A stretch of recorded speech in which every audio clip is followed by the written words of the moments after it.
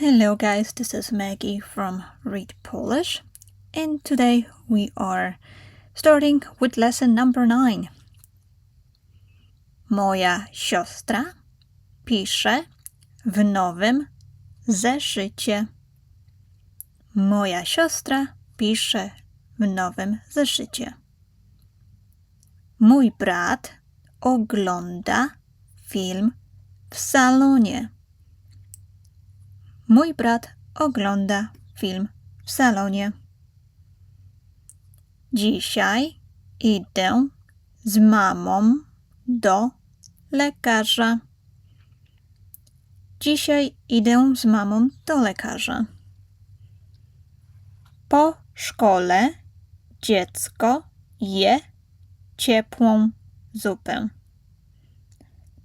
Po szkole dziecko je ciepłą zupę. That's all for today. Thanks for watching, and don't forget to go to readpolish.blogspot.com to get the breakdown of this lesson. See you in next lesson. Bye!